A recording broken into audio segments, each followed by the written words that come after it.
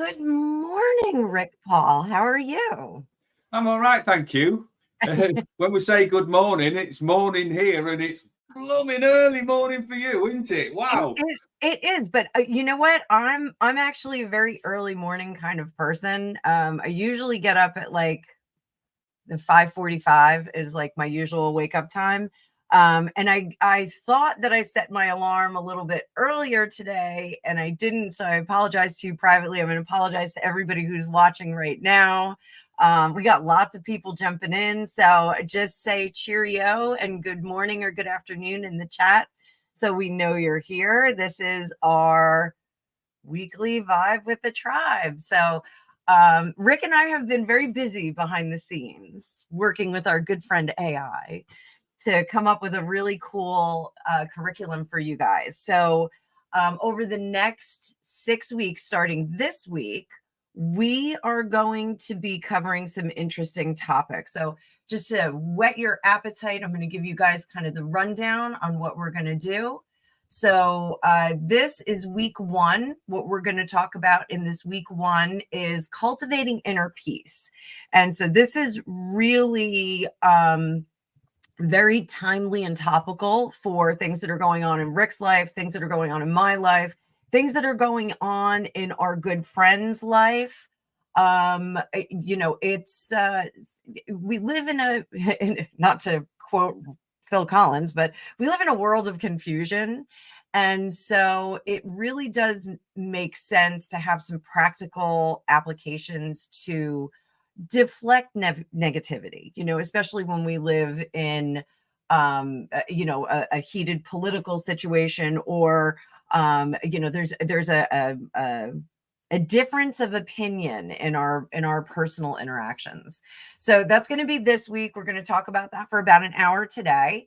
Next week, we are going to talk about harnessing positive energy, which is kind of a little bit different from inner peace. Like once we get nice and peaceful, we want to throw a lasso out like Wonder Woman. We want to get that positive energy toward us, but we're going to do some practical applications for deflecting negativity and dealing with maybe people that aren't as aligned with us. Week 3, we're going to talk about connecting with spirit guides, and this is going to be really a cool week. A lot of people have concerns about connecting with spirit guides. They think that only psychics like Rick and I can do it, but not true. You can have a team behind you, right? Week 4, we're going to talk about manifesting abundance. Specifically, we're going to talk about some of the tools and skills that are explained in the book, The Secret. It's a great book, but we're going to expand on it. It's just not going to be a review of that book. Everybody likes to have more abundance, whether it's more abundance in love in your life, more abundance in money, opportunities, all of that, creativity. You really can expand that with the law of attraction. So we'll talk a bit more in week 4. Week 5, healing and self-care. And this, I am going to send a call out to all of our spirit workers, our energy workers. You guys, you got to get in on this, because we have a tendency, because we are helpers and healers, we have a tendency to empty out our resources. Am I right, Rick? And yes. Yeah, we Never can a true word spoken. Yeah, we can exhaust ourselves and wind up with a variety of maladies as a result of that. When you are extending yourself a bit too much, it's kind of like lifting weights above what you're conditioned to. You get strained muscles, those kinds of things. And when you're working with energy, whether you're working in an office or you are a healer and an energy worker like we are, you really can kind of deplete those resources. And it's important to understand your gas gauge, if you will, and to address that and replenish and refill as needed. Our final week for week 6, which is going to bring us all the way into the summer, pretty much, I think, we're going to talk about embracing forgiveness. So when we carry around resentment, and the great late Louise Hay was really big on this. She talked about how resentment can cause all kinds of things. Specifically, cancer is a big one that she would refer to, because it's something that eats away at you. So embracing forgiveness and getting really good at forgiving people for maybe, if it's that person that cut you off on the freeway, that's one thing. If it's, a person in your family or your life that betrayed you, those things are a little bit more difficult to kind of swallow. And I'm not saying turn the other cheek, because I don't really believe in turning the other cheek. I think, ish bags need to be addressed as ish bags. But sometimes we have to say, you know what, this is someone else's path. It's not mine. They are fueled by hate. They're fueled by negativity. And I have to kind of let that go and just forgive them and let them do what they need to do. So that's kind of our curriculum we're going to have over the next 6 weeks or so. We may keep it nice and early like this if it works for Rick and it works for me. Like I said, I'm up bright and early. My hair doesn't look terrific, but we're up bright and early. And we've got lots of people here. So, I did want to make sure that, we broadcast nice and early for our friends over in the UK, and you guys got a nice dose of positivity on a Monday morning, not on a Monday afternoon. So we may do a little bit of adjustments for the time. So I see Grumpy Sappers here, our good friend over there. Good morning, dude. Good morning. So with that, let's jump into our cultivating inner peace. So Rick, without, disclosing like everything that's going on in our life, because we could sit here and talk about our personal experiences. What do you do when you get that jumbled inner peace? Like, I know my first reaction, because of my cultural upbringing, is to, have my head explode and do a little bit of a yelling and a dance. But what do you do? How to combat the sort of stressful situation, or how I know that the signs are there? How you know the signs are there? I've got I'm quite fiery in nature. I've got quite a fiery temper. So I've worked extremely hard since I left the prison service to be more aware of when there's triggers, when there's certain people around me that I know won't be beneficial for a really nice environment to be in. So I start to notice if I'm getting a little bit snippy, a little bit snappy, that I'm coming back a little bit. I will physically feel more irritable. So that is a sign for me to turn around and say, right, what is causing that? Because I think life's a lot about moment to moment. So there'll be a position where you're okay and you're all right and you're feeling happy. Then all of a sudden there'll be something there. Now there's a gap in between you feeling okay and then feeling whatever it is that's starting to irritate you. So what I tend to do now is focus on that bit in the gap of just going, right, what has set that off? And then, let's say, I can get quite, not over here, I call it narky. I can get quite narky where I get, and then I know it's got to be got rid of somewhere or another. So I'm not a big fan of confrontation, as anybody who knows me knows, but when you've got that irritable, angry energy, it needs to come out somewhere, because if you carry it around with you, it'll kind of like, if you've got an inner tube in a push bike that's got a slow puncture in it, you'll know what it's like where the air starts to leak out. You can still do your day and you can still do your pedaling on your bike, but the air, when it's leaking out there, gradually at some point it's going to flatline you.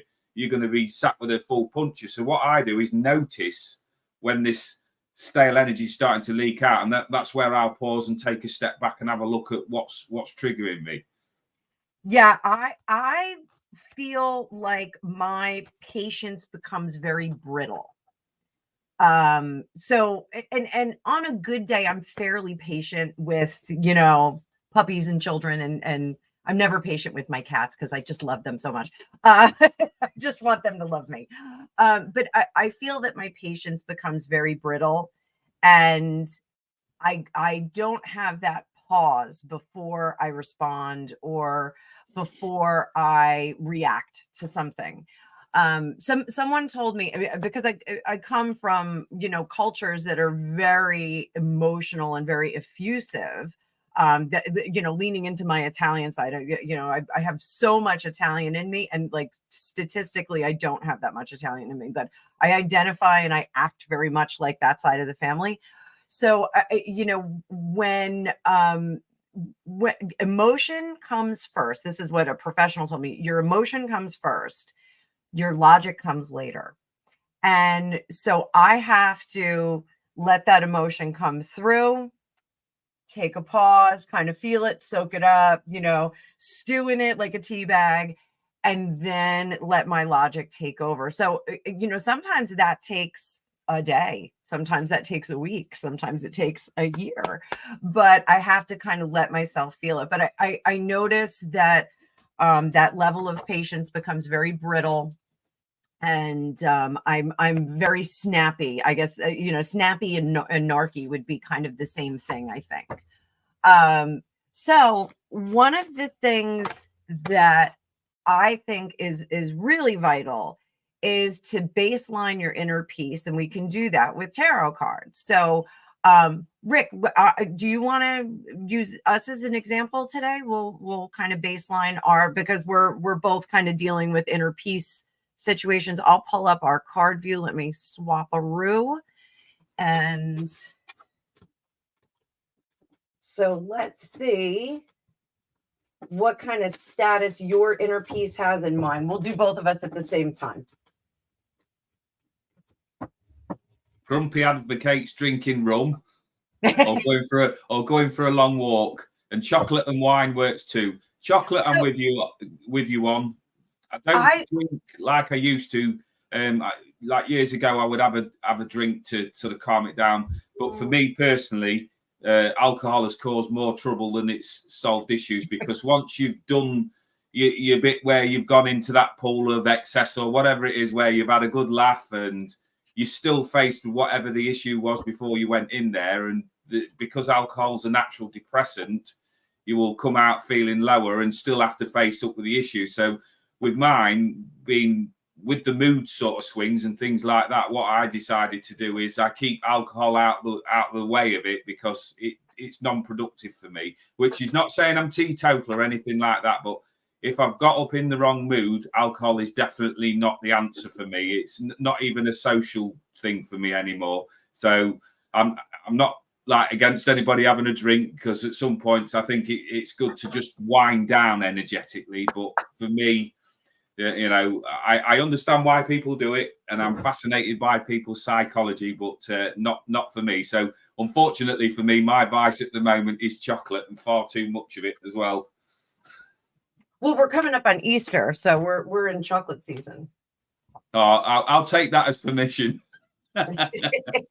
So I discovered yesterday that I've been eating very clean and working out, and I discovered that I've lost my taste for wine. I really like wine, and I had a glass of wine last night, and I didn't even finish it.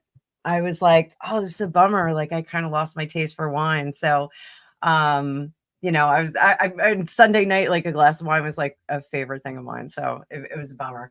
So, all right. So this is baselining Captain Rick up here, and this is me down here. And this is just baselining our energy. So I'm going to read yours, Rick. And if you want, you can read mine. How about that? Okay. So when we baseline our inner peace, so what we want to look for are combative cards, like the 5 of Swords we have here, the 10 of Swords here. And this is going to give us a picture of the Grumpy Sapper said I was a fibber. So this is going to give us a picture of, the conflicts that we have inside.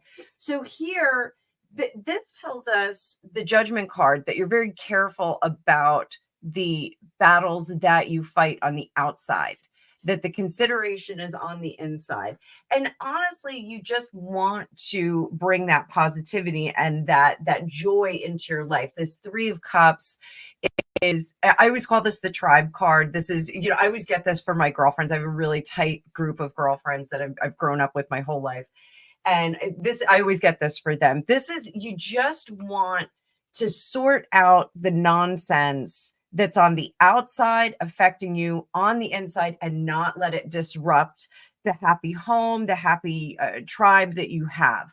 So you try and internalize a lot of stuff. This judgment card, even though it is Resurrection Day, and the restoration of people. This is the what is it? The Ascension, Judgment Day, where the dead rise and you know, all the good go up to heaven and get to live their happy eternity. You know, you want to do all of that on the inside. So you want this omnipotence of managing and manipulating those negative situations. You want to, you take ownership of it, which is great. But again, you know, in a few weeks, we're going to talk about managing that and absorbing that as an energetic healer and a psychic. You know, this can be troubling for you because you're trying to eat it all up on the inside, digest it on the inside, and keep the peace on the outside. What happens is that does deplete you to a certain extent, and it has you giving out more than you're taking in. So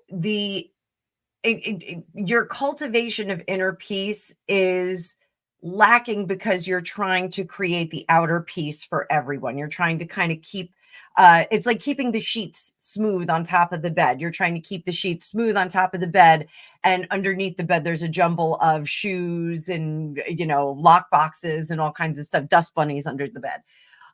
So it does kind of unseat you, and it makes you a little bit wobbly on your inner peace, but you look great on the outside, which is a terrific thing. You know, everyone else, you're kind of keeping things in place. So, you know, this creates conflict in little pockets of your external life that kind of crop up like a breakout on your face, like when you're a teenager and you know, get a monster zit or a monster you know, area of breakout. You know, you will have these eventual kind of flare-ups that you have to go over and kind of rush over and tamp down and kind of attend to. So, you know, that this is your baseline of inner peace. You know, you're great at taking care, you're a great caretaker, which is a lot of us that work in energetics. So you're excellent at doing that, but you do sometimes lack. So we can pull some more cards on that. Do you want to read my inner peace? So just because I just can't quite, I think it's my eyesight. So what have I got there? We've got and it is a little bit hard to see. I'm sorry.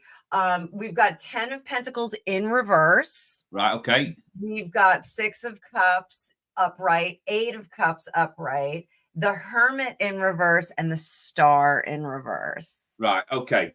So me and Anna had a bit of a discussion off camera without divulging any confidences. I know that you're more than what you show on here, because as an audience member, when I've watched your work, you're amazing. So your skill set with tarot far exceeds anything that I've learned. Well, then I've not been doing it as long as you.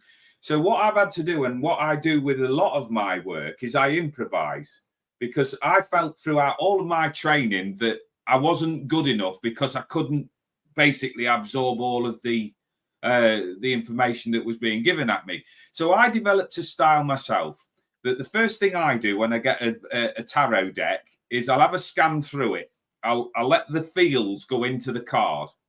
I'll have a quick look through the book when it comes in, and then I will throw it as far as I can, right? So that I never look at that again, because I've got a guide around me in particular that gives me the pointy end of a very sharp prod if I start talking about guidebooks.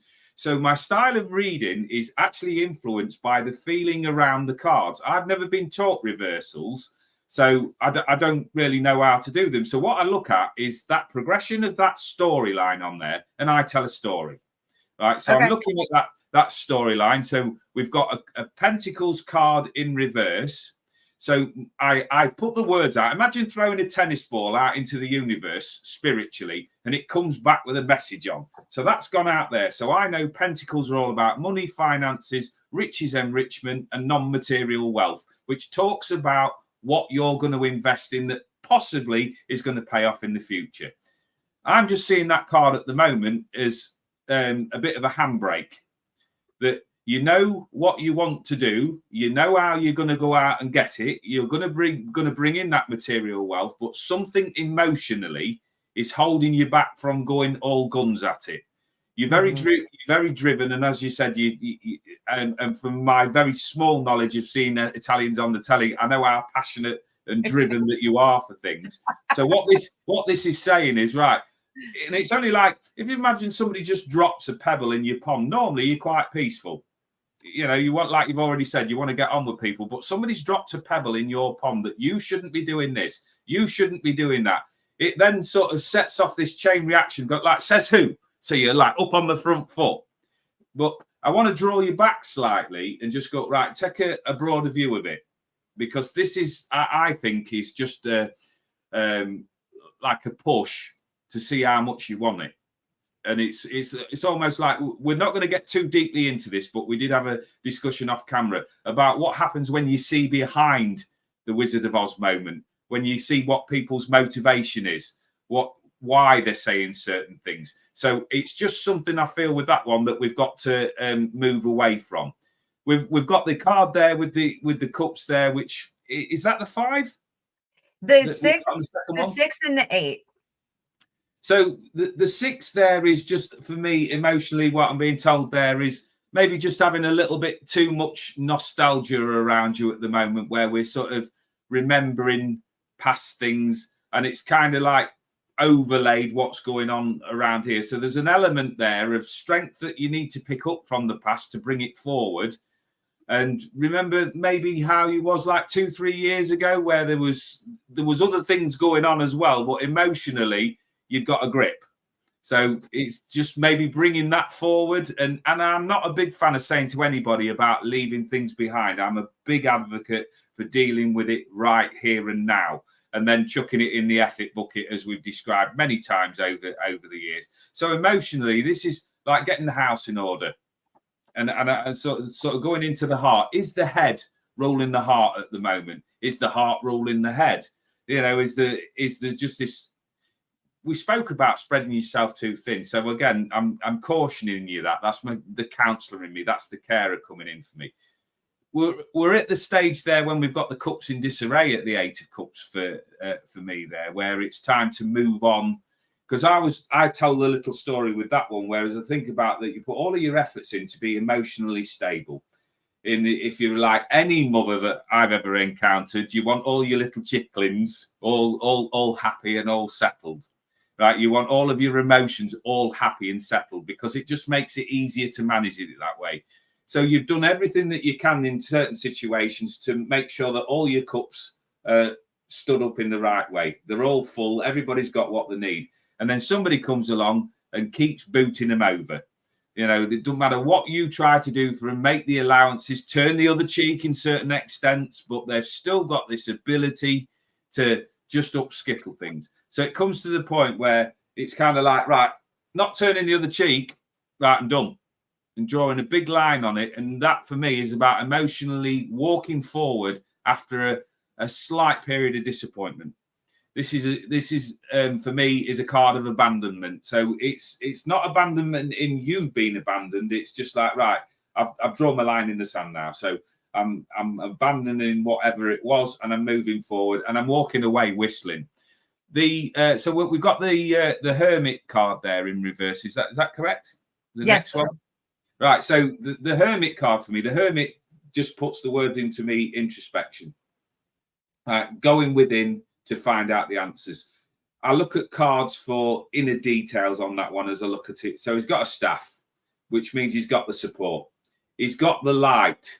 So that means he's on the pathway. He's just facing in the wrong direction at this moment in time. With it being in reverse, I would just be saying, because I've got no knowledge of what reverse means in that extent, I've got no feelings to it, I've asked for guidance. And what they're saying is, that you're going against your inner guidance system at this particular moment in time. So I would be saying, stop fighting, more flowing, more being, rather than doing all of the time. I get how easy it becomes to become, and I'm going to be careful with my wording. Don't read too much into it. But when you become a slave to other people's needs, when you become enslaved to keeping everybody happy, it can, whether we agree with it, this or not, become addictive.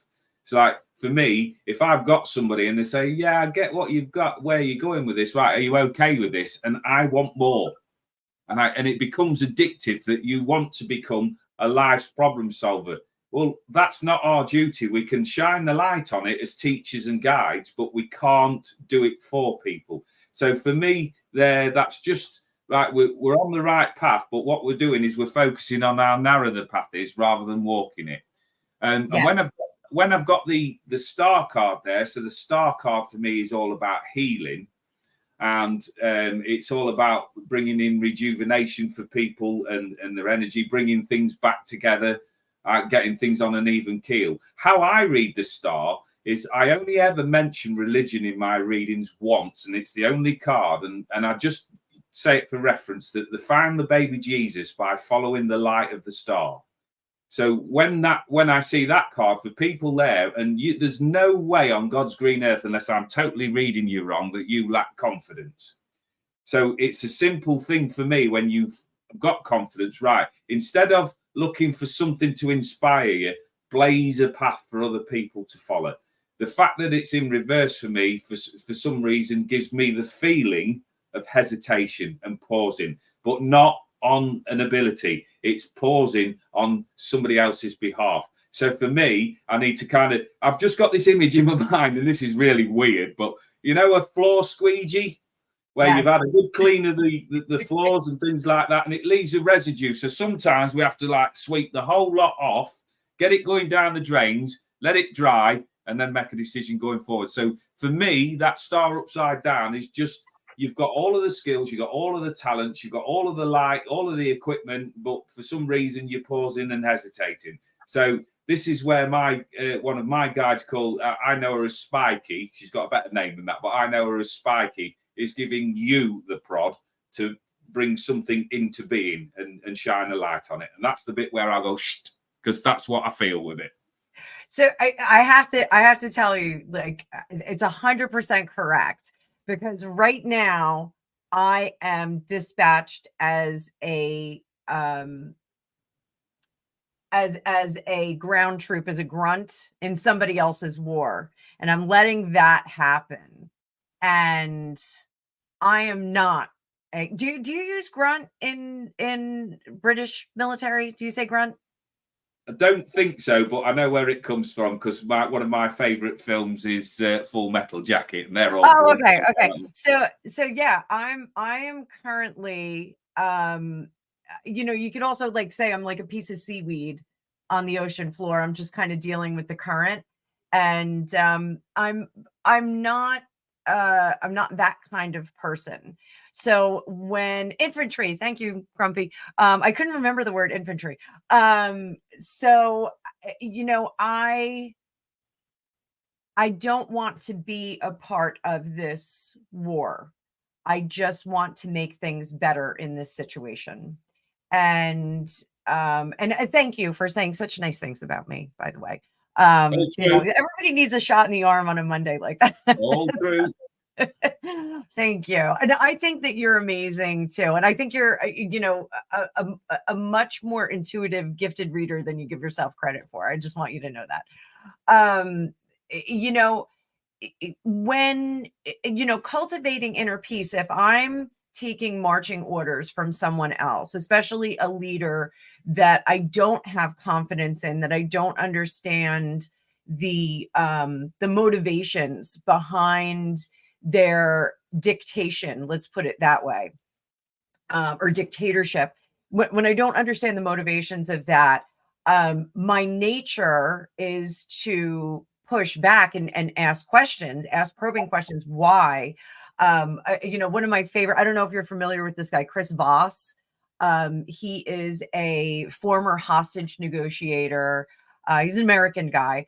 And he has a book called Never Split the Difference, and it's about sales negotiation, contract negotiation. And he applies his hostage negotiation techniques to the business world. And I read this in my former life as an insurance broker. It's a great book. You can get it on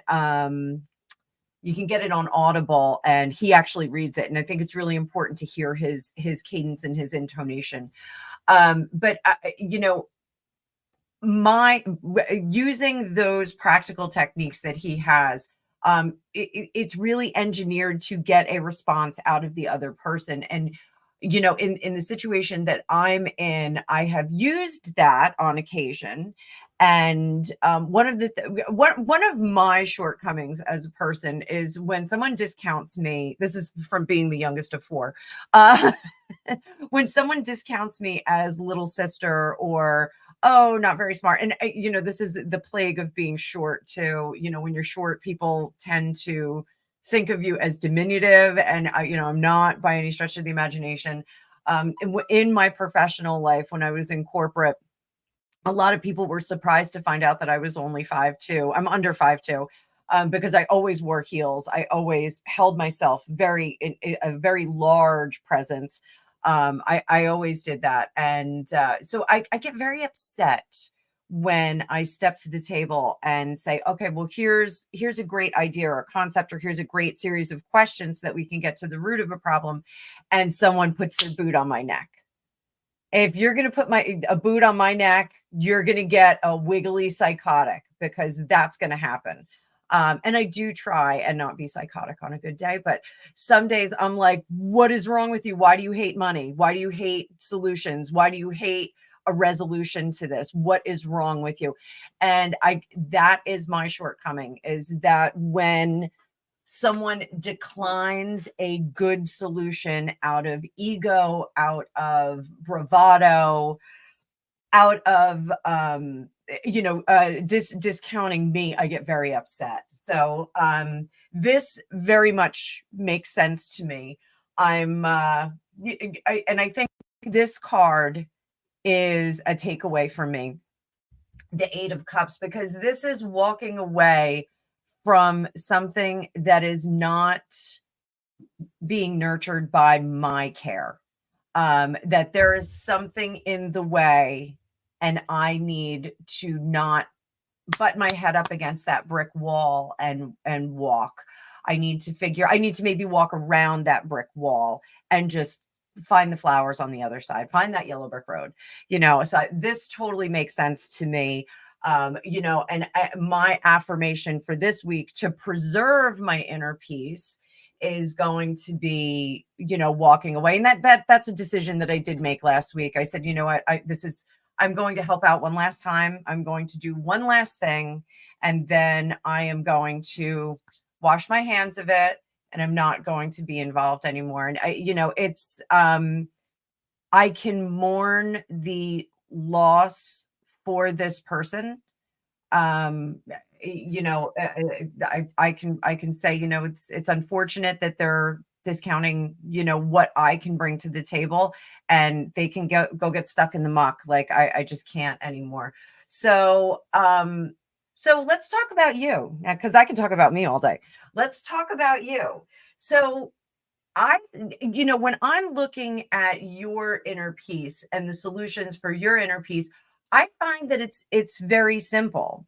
The solution that I would apply for you is I would include these people that are in your tribe with the judgments and the struggles that you're battling. Bring in those other elements. You don't have to conscript them and bring them into the war. But you can include them and let them know what's happening. And this doesn't have to be just your intimate tribe, your home tribe.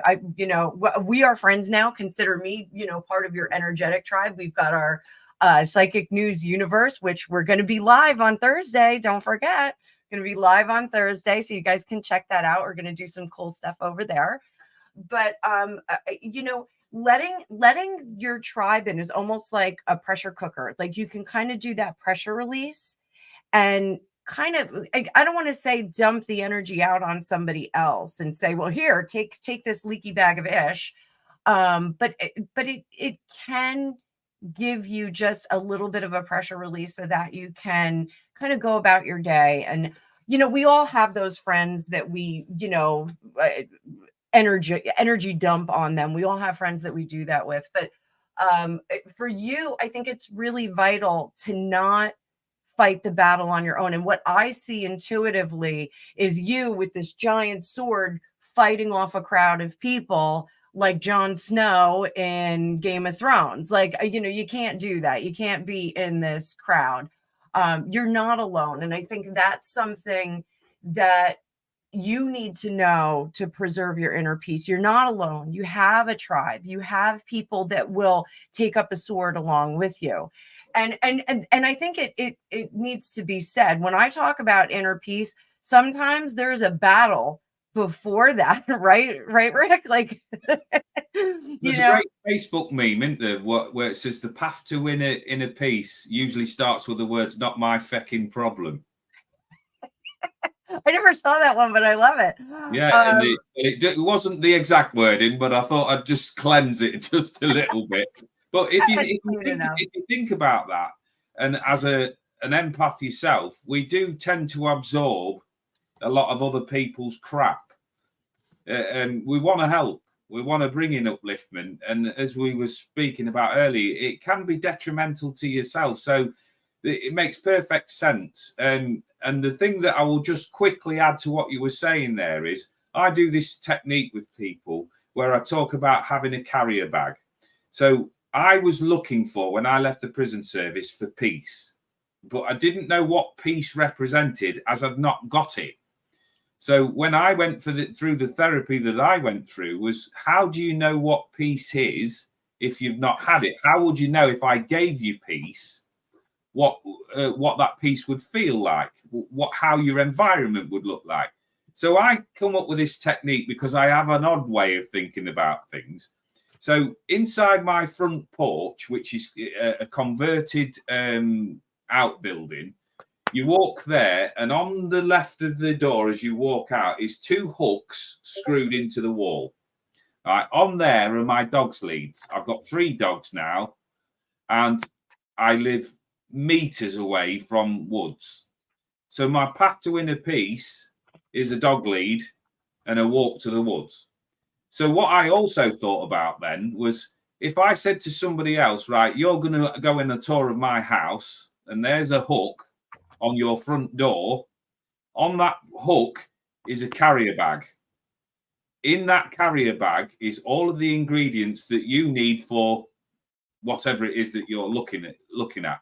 And it's, say you're a baker, for instance. So you need all of the ingredients to make this cake. Now, if you apply yourself correctly, get the right mix, do the same thing consistently, put it in the oven, there's a very, very high likelihood that you're going to turn out a good cake. It's only when we start throwing in other ingredients in there that the distractions from things, we've probably rushed in, we've not got the cakes, we've not got the right brand of thing that we used to. So it turns out something different. So I always get people to tell me what they're looking for. Specify. Don't generalize, because the world will bring you a carrier bag full of indifference. Specify what it is that you're looking for. For me, it was peace and quiet. My peace and quiet came because I applied myself directly, and then I shifted the recipe around until I got the feeling that in my heart, I knew I was now at peace. So when you're looking for, people say to me, I just want everybody to get on. Right. Well, that's very difficult to order a set of ingredients for that, because that's not going to happen. So you reset what it is that you're looking for. Keep chunking it down, keep specifying, so that you can get it down into a workable commodity. So whatever it is that you're looking for, I'm looking for, we're going to deal with this in more depth later on, aren't we? But like more wealth, right? Well, okay, there's many different ways of helping people. See, when I started out, when somebody asked me to be more definitive, I said, I just want to help people. And this person said to me, well, you can walk down the road and now carry somebody's shopping across the crossroads. but is that going to fulfill you? So it's looking at what fulfills you, then recognizing what it is, the feeling that you get from it, then you can add more to it and be more specific. Does that make sense? Right. I hope I'm coming across in the right way, because I'm going all over with this. But No. carry around feelings. Totally makes sense. You know, I think being specific, and we're going to talk about that in a few weeks when we do manifesting abundance as well. You know, being really specific, you're right. You're going to get a carrier bag of indifference. I love that carrier bag of indifference, because I talk about in the past section on my tarot spread.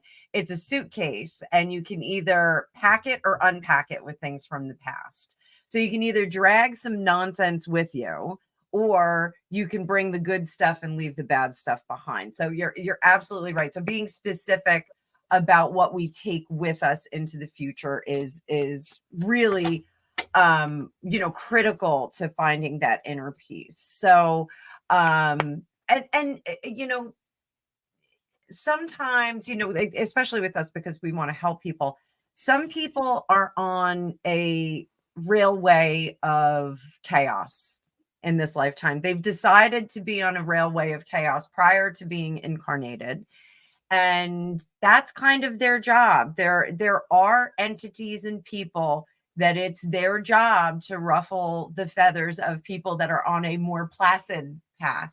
So you have to, you know, you have to deal with those in turn. You can't just say, well, you know, I'm going to manifest a life where there's no troubles whatsoever. Like, I wish that we could. Then we become the Eloi, you know, and we're just food for the Morlocks. But you know, it's unacceptable to think that you're going to have a life that's just, you know, completely peaceful on the outside. So it's really key to have that inner peace. So you know, I feel that I have a bit more clarity for my week. I feel I have a bit more confirmation for my week. How do you feel? Did I kind of guide you in the right direction? Absolutely, because something else that I just want to touch on about how you think and how you process your thoughts. Right, we're all different, right? And what I want to say to you guys, every single person that's watching this and that's tuned into mine and Annabelle's work over these last, in my case, not very long, in your case, 2 or 3 years on there, we all think different. We all arrive at destinations at different times, but that's okay, right? This thing about vibing with your tribe is very significant, and I hope people have picked up on this, because you can vibe with your tribe with us guys on here, because we've got a common goal. We're looking for peace. We're looking for upliftment. We're looking for ways to generate an emotion that gives people a bit of buzz or a bit of pep. But if you align yourself with people whose vibe is with negativity, getting involved in arguments, getting involved in discord, as I tend to call it, and confrontation and things like that. One of my principal guides said that one of the things that I really lacked, you talked about your character shortfall, is patience. I have not learned the patience even at nearly 52 years of age. And he says, what life tends to do, he says, I was stuck in a queue. This was him. He was telling me his story. I was stuck in a queue at the post office. He says, and it's just seems to be me that I always pick the wrong queue. That the one that I think is the shortest is often the one that goes down, you know, takes too much time to get, and then I'll pick the other one, and I always get it wrong. He says, so I stand there, and I'm getting irritated.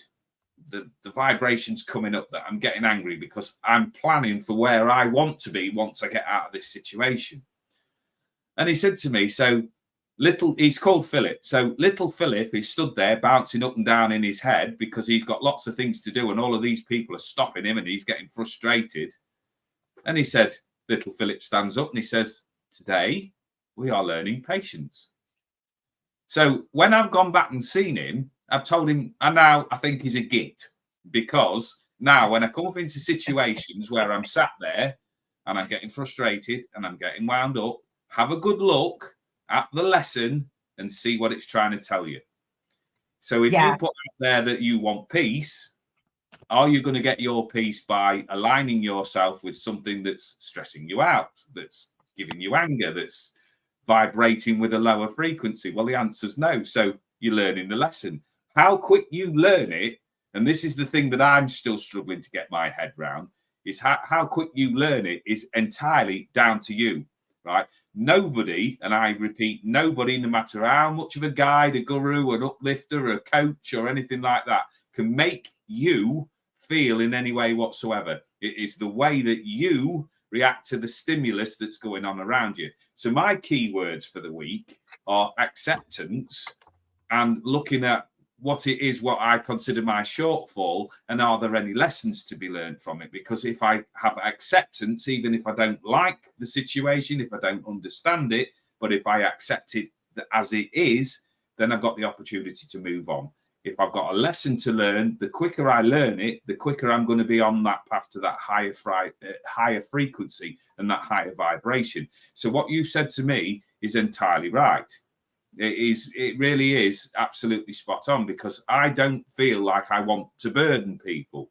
And what I find really, really interesting, particularly over this last year, is I spent a lot of my formative years looking for male energies to align my energy with, because needing that guidance, needing that father figure, which I feel is been lacking at times. So I've put a lot of energy into I sometimes it's almost hero worshipping, putting people on pedestals. But when push has come to shove and I've really hit the skids energetically, all of these people, yourself included, look what's coming in. Look what the commonality is. Strong, independent, free thinking ladies, divine energy. So I thought I needed that structure that the masculine energy brings in, and that real warrior, war horse. And what has come in and manifested is what I really need. And that is that nurture, that guidance, that support. So it's very important what you put out to the universe of what you want, so that you don't get that carrier bag of indifference.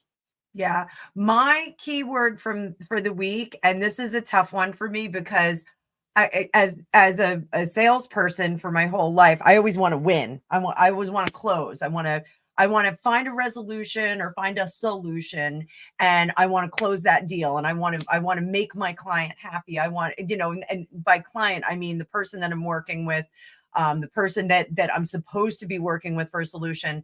So my keyword for the week is going to be resignation, which seems very odd for someone like me to resign to not solving something. It's going to be hard for me, but in order to preserve my inner peace, in order to preserve my mental health, I sometimes am going to have to lay down that sword without the results that I want. I will trust that the universe will bring me success in a different way that is more appropriate for me. This, I believe, is the lesson that I need to learn in this particular situation that we discussed. I think I need to lay down my sword, or lay down my pen, or lay down my fist, or whatever it is that I'm fighting with, and really just let the universe. I'll confirm the lesson that was given.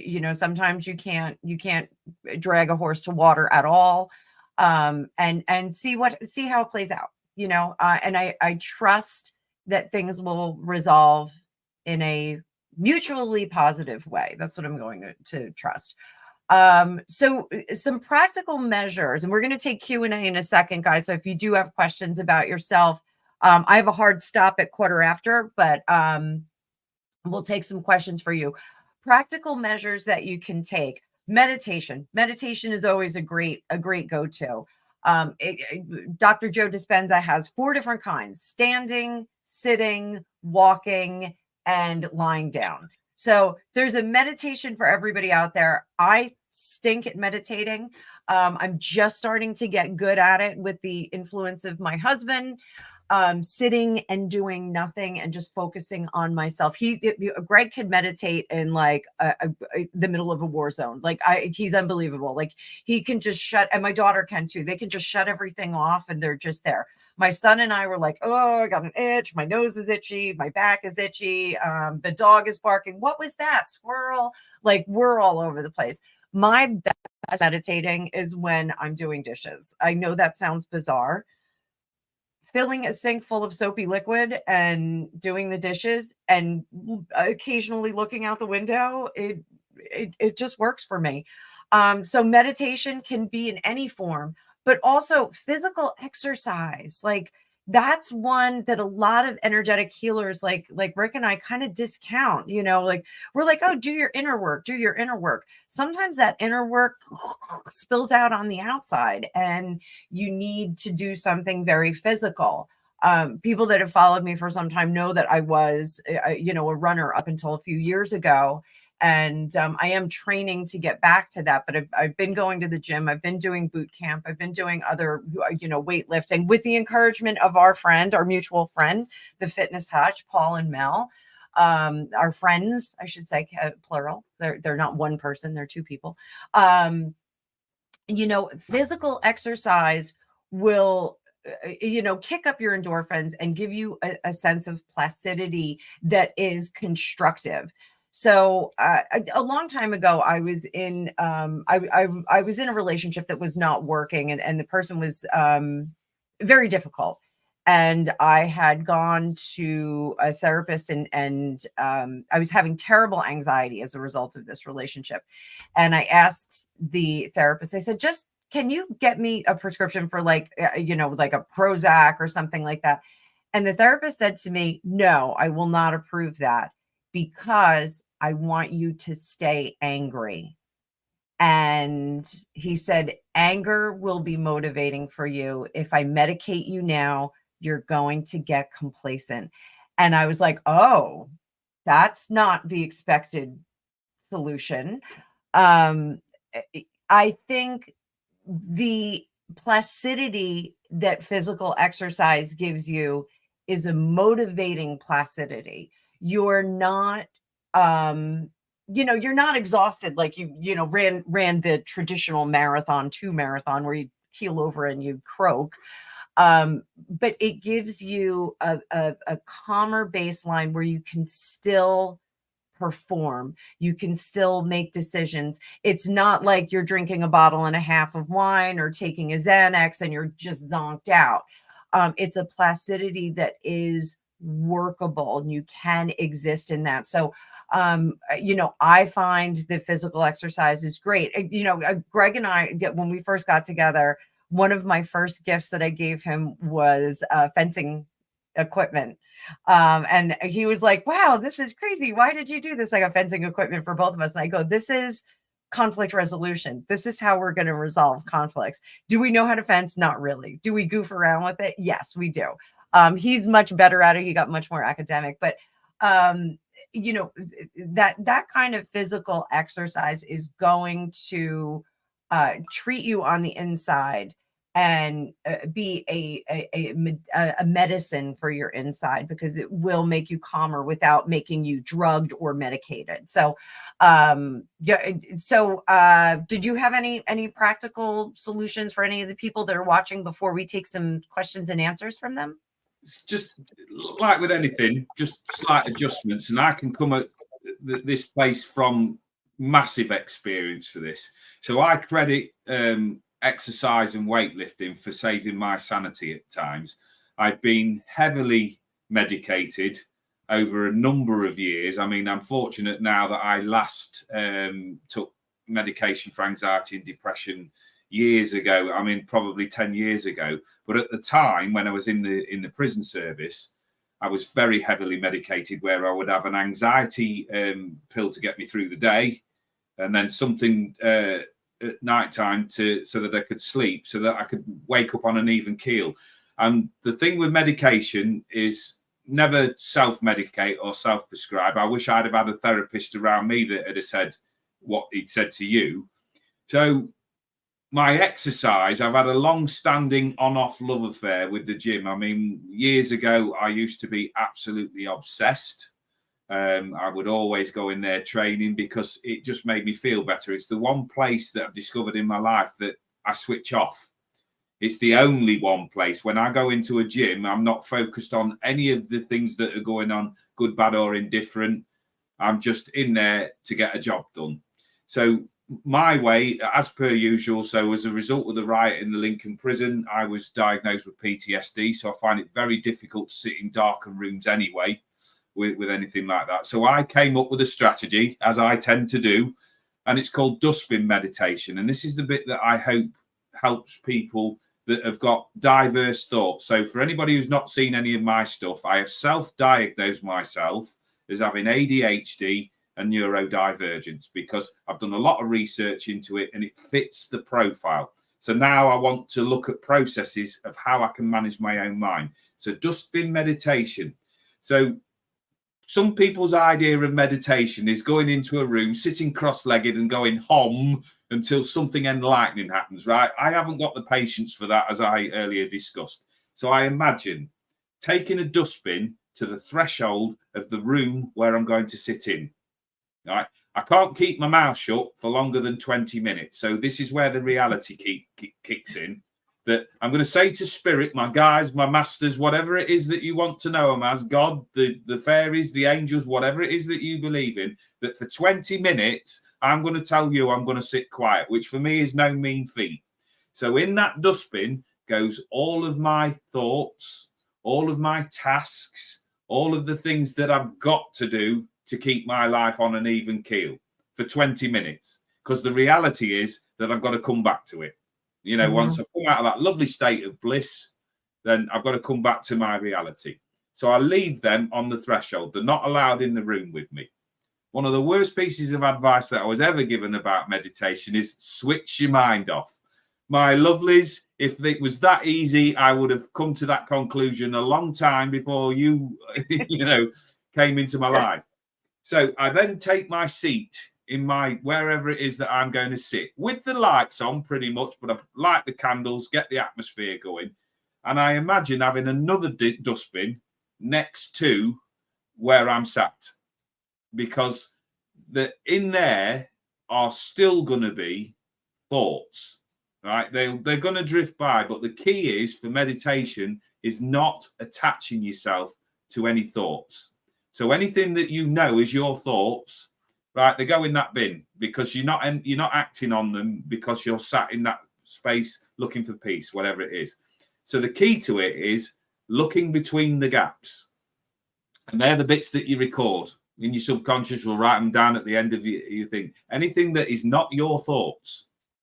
This is your connection to your spirit, your guides, your feelings, that path to inner peace. It's not something that you already know. Your guides will step in when you're at that sort of frequency where you're resting. So when people say to me, oh, I always fall asleep, well, great. If that's what you need, that's what you need. Don't feel bad about that, because that's the place that you needed to get to find that bit of peace, to find that bit of rest, because something will come in after that as well. You won't just sleep. There'll be a feeling, there'll be a notion of some sort, and the answers might take 2 or 3 days to come in. So we might just need that section for getting fuel, getting recharged, getting the battery back on, back on an even keel. So for me, dustbin meditation, weights, and going back to the gym. And this is what I've learned. And this was something that Hutch spoke about, was he was talking about that's his place where he goes in and does his thinking. I'm entirely the opposite. I go in there and it's the endorphins I'm looking for. So I purely train these days now, not for building or anything like that. I go in there and I do exactly what I want. So if there's a program there, I'm not interested in it. I go in there and I'll train what body part I want, because my better feeling that is my takeaway from that is I'm going to come out there and I'm going to have half an hour, 45 minutes of non-thinking, non-productivity. That is my distraction. I'll go in there and lift the heaviest thing that I'm capable of. The other day, it was rubbish. Yesterday, it was brilliant.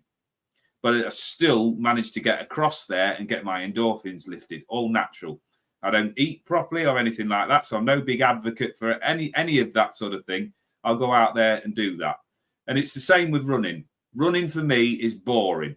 But if I get an uplifting feeling from it, I'll do it. I've run half marathons. I've done 10Ks.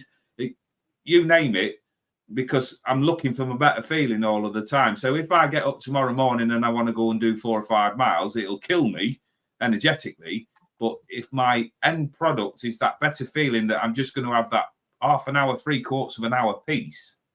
So mine is just doing my level best to switch those feelings off, that, you know, that reactionary that I've got to do.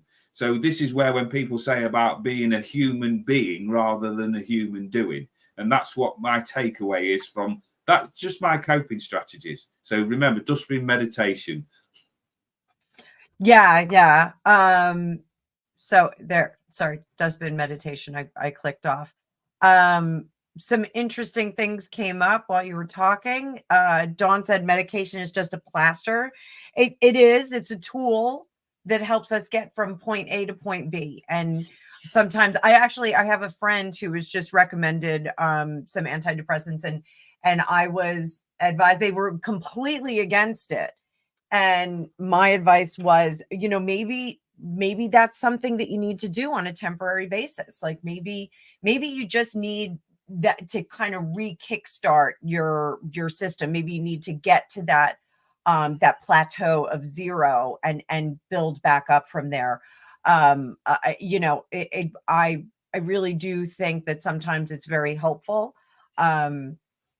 You know I've seen remarkable changes in one of my children went on some medication, and I there's remarkable changes that happen as a result of that. So is it a something we're going to extend forever? No, it's a tool that we need to just kind of get over this hump, so to speak. So Deborah also had a prayer request. So her sweet dog, Deborah's got a bunch of gorgeous dogs, and she's going to the vet to have a growth removed. So if everybody could just throw up some good vibes for that, that would be great.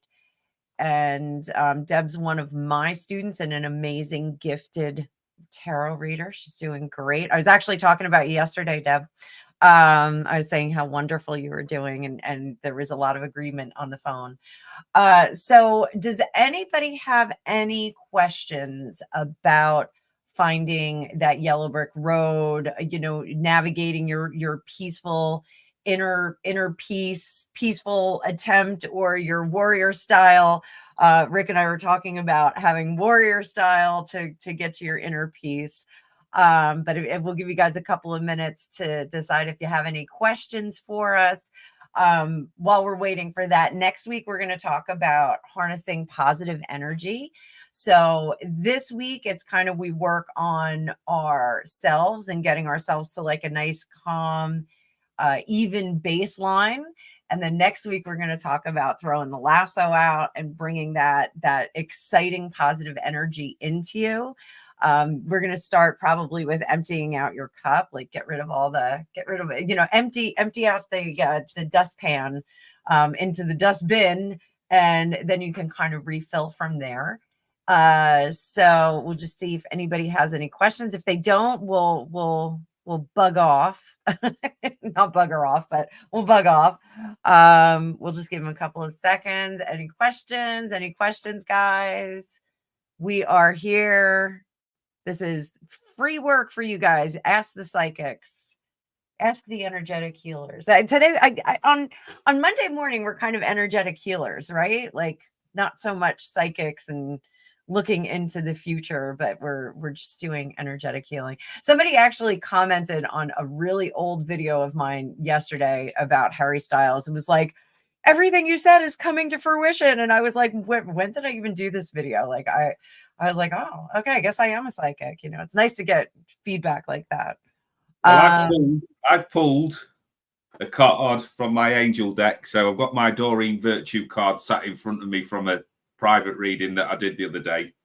And I've just done my usual thing of randomness and pulled a card out, which ironically, after the one that you pulled for yourself earlier on, we've got the star card. Oh boy. And the message there, so we've got the purple. The purple is all about the third eye chakra and the energy around seeing, feeling, sensing. So all of you students out there that are looking to work with this, don't get ground down by anybody telling you, as one of the earlier comments said, about being witchcraft and getting involved in all of that sort of thing. Right, we're talking about feelings and emotions here. The star is a great healing card. It's absolutely beautiful as we sit there with it there, where she's got all of her lights switched on, and it's a dream come true. Believe in yourself. The end of a difficult situation. So when I look at as a strategist, right, I love your bluntness, Annabelle, about not being all sort of furry and fluffy and getting in. So when I am a strategist, as I say, I look for the answers. So that's lovely that somebody set that as a target, that it's the end of a difficult situation. But what are you going to do as a collective out there to bring these situations to a close? I looked at your word resignation, and I went the other way with it and thinking, no, I'm not going to do resignation, because that sort of says that I'm feeling a bit deflated with it. I'm going to say compromise with you, but not compromising your integrity. Just going, right, it's come to its logical conclusion. That's where it needs to be. So my thing at the moment, and I'm working so hard on this because there's lots of things that have been drummed up. I've mentioned this a couple of times on other videos. Since my dad passed away, it's not about my dad passing away. It's what it has generated since, feelings and emotions. There's been a lot of negativity around a lot of things with me, both past and present.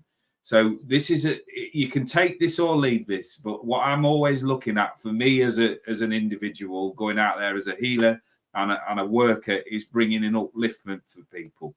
So it's looking at anything there that has been brought in, whether it's good, bad, or indifferent, and thanking the teacher, right?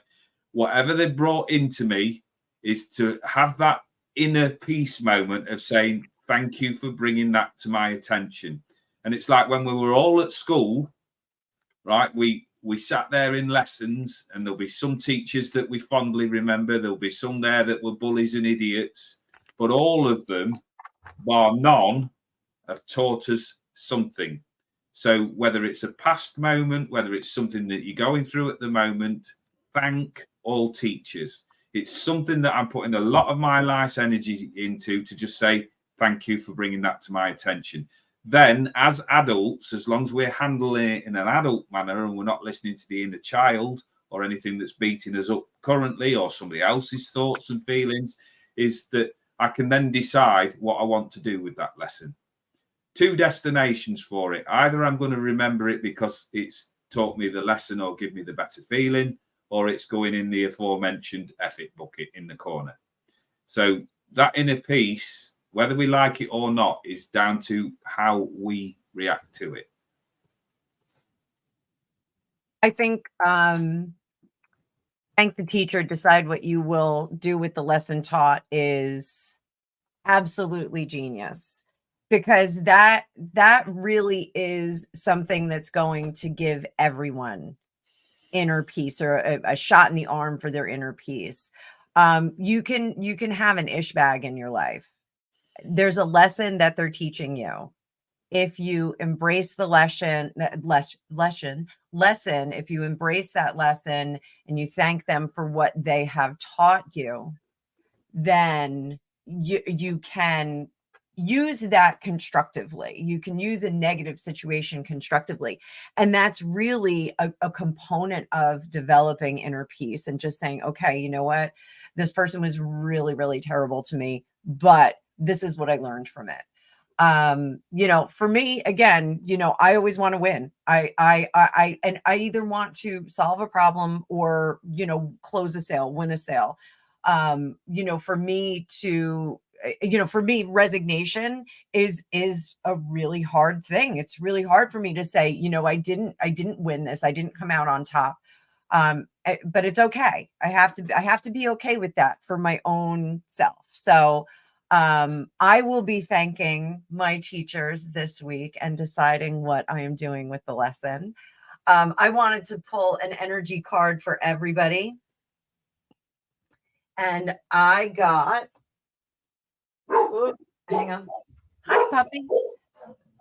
Facing my shadow removes darkness from the world, which makes a lot of sense for all of us here facing that shadow. And I am actually going to put that on my desk for the rest of the week. This is going to be my featured card for the rest of the week. It'll be here reminding me every single day of what I should be doing.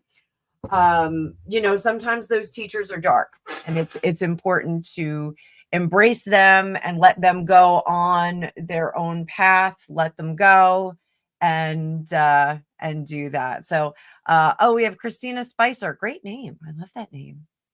She's brilliant. She used Embracing Aging to give her a plug for her channel on YouTube. Oh, she I see her on let me pull her up. She's an absolutely amazing lady and a good source of support. Another one when we spoke earlier on about around your tribe, your energetic tribe. I'm fortunate enough to have met her personally. She's a reader herself, but she does a lot of work in how you accept your life as you get older. So it's kind of, there's a lot of pause for thought moments when you watch her material. Absolutely lovely lady, and somebody I'm very proud to know as well. She won't like being praised, right? But she'll be a little bit embarrassed. But you know me, when I'm a gob on a stick when I get going. But I'm so thankful for having people like her in my energetic crew. So does she have a YouTube channel? Yeah, Embracing Aging.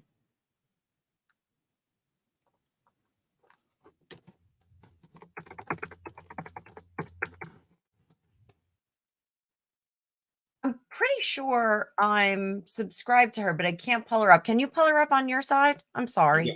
How do I do that? Blah, blah, blah, blah, blah.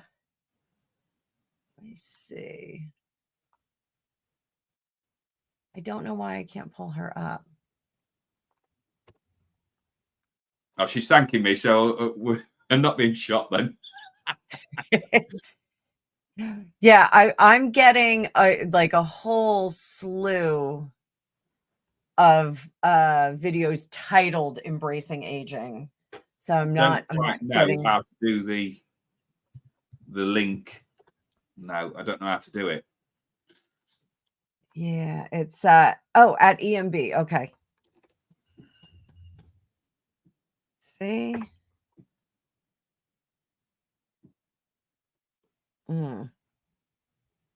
No, Christina, can I put up your Facebook? Is that okay, or is that your personal Facebook?